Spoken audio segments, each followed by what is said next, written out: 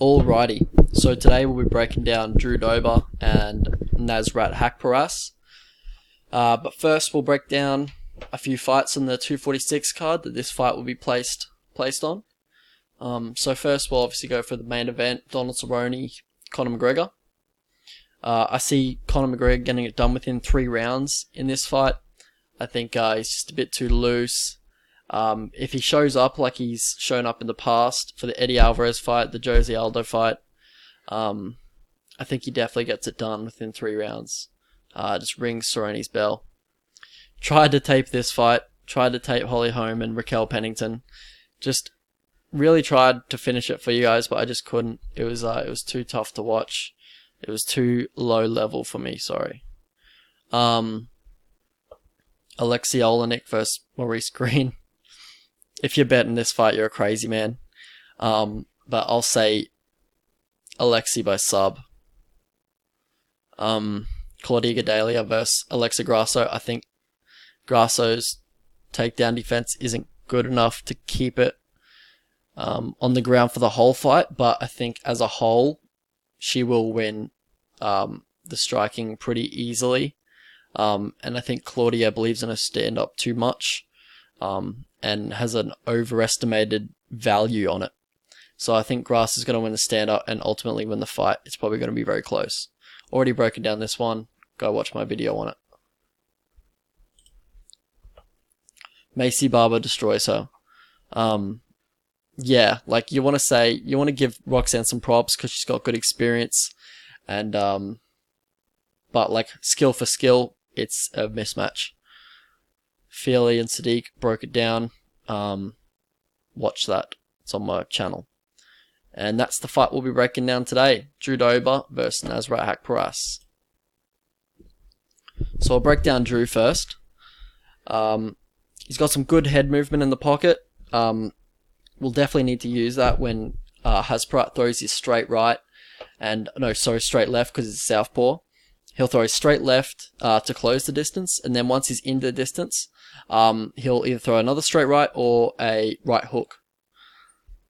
And Drew Dober will probably reply with some hooks in the pocket. He's got some nice hooks in the pocket. Both these guys have very good boxing.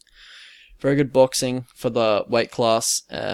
Could easily be in the top 15 in another weight division, but 155 is just so stacked, so they're probably appropriately ranked within the top 30. Another thing Nasrat likes to do is he likes to head off his opponent and throw that 3-2 on the cage. So he'll throw the right hook, to get his opponent moving to their right, and then he'll throw the straight left when their only option is to move to their left to their right. So he'll throw the straight left to intercept that because he's cut the cage off to his right and his opponent's left, if you get what I'm saying. Yeah, so they've both got like a few tells when they throw their right or their power hands. Drew steps in. He does a little stutter step when he throws his left hand. And Nasrat, he'll actually wind his straight left up a fair bit. Kind of wings it out before he throws it and really gets the torque on it. And yeah, it's interesting because I think Nasrat makes the better and quicker reads as a fighter in the stand-up. So it'll be interesting to see because it'll be a chess match, this fight, because they're both very clinical, both very technical. Yeah, both make reads during fights, so it'll be interesting. Holy shit, I just noticed Nasrat has a 6-inch leg reach advantage. Well. And we'll go down to how they win now. But really quickly, we'll talk about the grappling aspect of the fight. Both of them do have decent grappling. Nasrat actually used a lot in his in the regionals when he was fighting on the regional scene. He's got a nice hip toss, got a nice driving double leg. Drew Dober, he has a decent double leg against the fence, decent ground and pound. Both of them it's not their bread and butter, so I see this being a stand-up fight anyway, but you got to break it down. Drew Dober does leave his head, well, he's just got a big head, big jaw, so it's easy for opponents to get their arms in underneath for a guillotine or a rear naked choke. So he's been choked a few times, but it's just, it cinches it up because now it's harder for Drew to get his chin out because he can't tuck it really. He can't tuck it out and then scoop the arm out to get out of a rear naked choke. That kind of gives him extra leverage on the choke. So yeah, we'll go down to how they win now. So for Drew Dober, he has really good cardio. Obviously trains at elevation. He's got big power in his in his left hand. You saw him put out, I think it was Jason Gonzalez and Joshua Berkman with one punch, and they were stiff. So he's got big power in that left hand. For Nasrat, he's got great striking defense, one of the best in the division, to be honest. One of the best I've ever seen in the UFC. He's got Floyd Mayweather-like defense. Bit of an exaggeration, but you know what I mean. He's got good timing on a counter straight left. He's got killer instinct. Really good movement, really good cardio over 3 rounds. So this won't be a case of someone gassing out and someone picking up in the 3rd round. These guys both have excellent cardio, can keep up a good pace for 3 rounds. He's got considerable power in his left hand. He's got a good sprawl. You've got to get a good entry on him. You've got to get your hands clasped underneath his ass. And you need to get your hips in really quick because he's got a very good sprawl. How they lose, we'll break down Nasrat's side of that now. We saw him get jabbed on the back foot when what's his name, Thibaut Guti was walking him down. He was extending that long jab out. He was kind of snapping Nasrat's head back, making him, get on his bike. And it actually caused him to lose a round, even though he's definitely the superior striker to Guti, but just that tactic lost him the round. I'd say a lot of his boxing offense is the straight left, so it would help for him to switch it up and not go to the well too many times. And Drew Dober, how he loses, his guard's easily passed. He's got subpar get-ups off the ground. He can get jabbed by southpaws. This is a southpaw versus southpaw fight. Both these guys will it'll be interesting because Drew Dober's definitely faced more southpaws. He's faced quite a bit in the UFC. But it'll be interesting to see who adjusts and who adapts better, because they obviously don't get that look as often. I don't think Nasrat hasn't versed a southpaw in his career yet. He'd be training with them, but in his fights he hasn't fought a southpaw yet. So it'll be interesting when he gets in the cage with a southpaw who's also a Muay Thai champion. Drew Dober also, he engages in grappling situations where he really shouldn't. Saw that in the Daniil Barriouche fight, and the Olivier Aubin-Mercier fight. So X factors for this one. Drew Dober's actually a quiet 6-2 in his last 8 fights, and that's also times up when he joined Elevation Fight Team. X factors for Nasrat: he's got great minds in his corner. GSP, Faraz Sahabi. He's training in a good camp, good location, staying out of trouble. He's got a 2-inch height and reach advantage, and we talked about a leg advantage before. But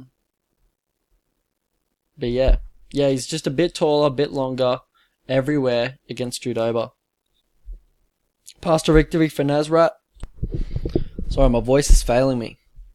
I'm not used to talking for this long. So path to victory for Nasrat. He's got to mix in his, well, he doesn't have to, but he can mix in his wrestling with his striking. Make Dober think about a bit more things. Cut angles, stay long, get respect with the straight left early on in the fight, which is exactly what he did in his last fight with what's his name? Joachim Silva against Silva. Utilize the jab. You know, if you clinch up and you see an opening, maybe try and attempt a throw or a trip in the clinch. Drew Dober has been liable to those before. Pass to victory for Drew. Work the body if he's using a high guard. We've seen Nasrat cover up, use a high guard in all of his fights. You could maybe go to the body, tap that liver. Also close the distance, get in boxing range. I think he has the advantage in the pocket, so I'd definitely advise him to get into boxing range, close the distance. Also, once you clinch up, look for knees, elbows. You must keep the forward pressure. You can't be on the back foot with your reach disadvantage, your height disadvantage, and your leg reach disadvantage. So you must be pressuring forward, using feints, using jabs, to slide into distance, slowly stalk your way into distance, and then get your hands on him, especially that straight left.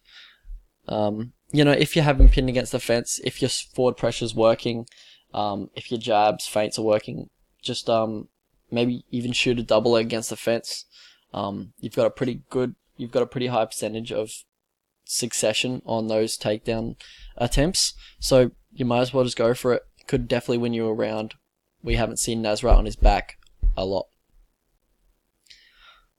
So how I see this one going, I think it will likely be a war of attrition, or either a late first round or early second round KO, because one of them made a fatal read or one of them made a fatal error, because both these guys have the power to put each other out, but both of them have good chins as well. So I could easily see it being a war of attrition and go into decision. If it goes the distance, it will be close. It won't be how the odds are indicating at the moment. That'll be a total blowout for Nasrat if it goes to decision. I think it'll be very close. I see Nasrat landing the cleaner, nicer looking combinations, but I also see Drew Dober landing the more powerful punches, and the more powerful offense in the clinch.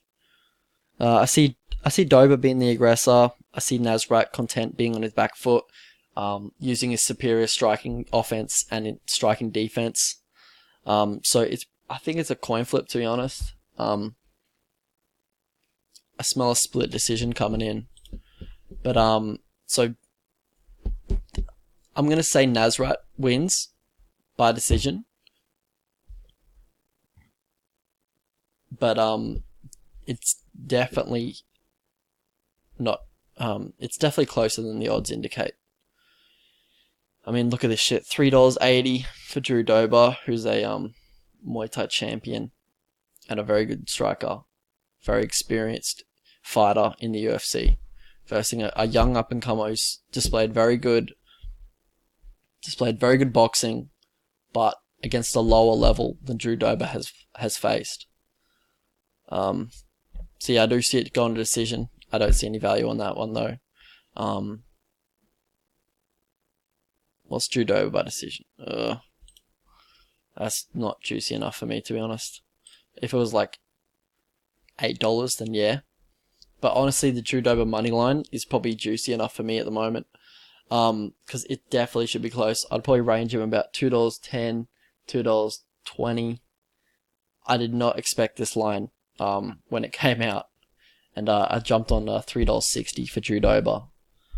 But don't go big on it, because it's obviously a dog play, and obviously I have predicted Nasrat / Kelvin Gastelum to win, but it's just too close of a fight not to take those $3.70 odds.